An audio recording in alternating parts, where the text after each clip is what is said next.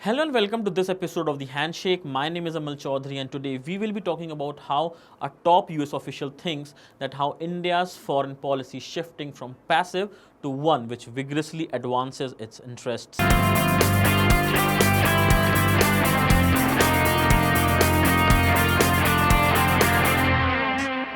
India is moving away from having a passive foreign policy to the one vigorously advancing its interests, a top American diplomat said on Friday, attributing the trend to New Delhi's broadening strategic horizons over the past 2 decades.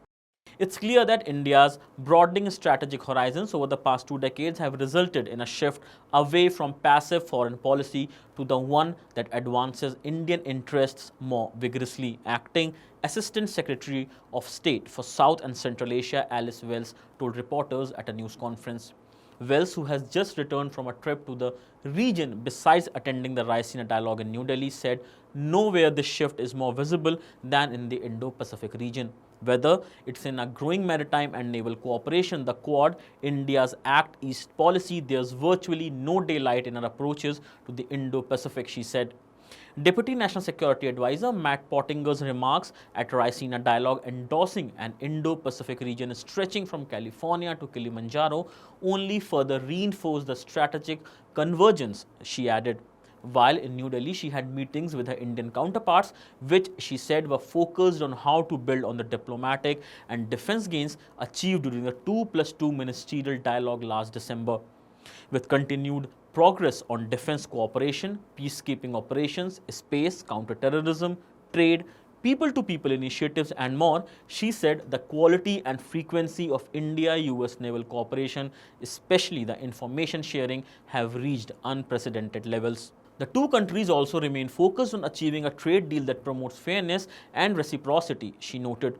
The visit also offered an opportunity to hear more regarding developments with India's Citizenship Amendment Act, which is undergoing, I would say, a vigorous democratic scrutiny, whether it's in streets, by the political opposition, media, or the courts.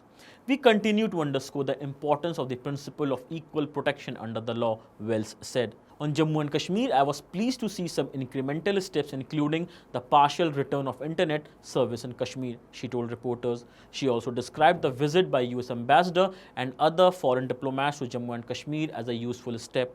We also continue to urge the government to permit regular access by diplomats and to move swiftly to release those political leaders detained without charge, Wells said.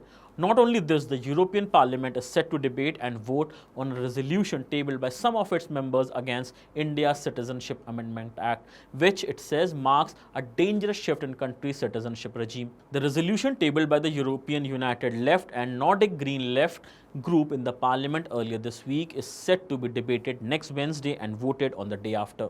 But time and again, the top brass of Indian government, including Prime Minister Narendra Modi, Home Minister Amit Shah and Defense Minister Rajnath Singh, has stressed that the new act does not deny any citizenship rights but has been brought in to protect the oppressed minorities of neighboring countries and provide them citizenship.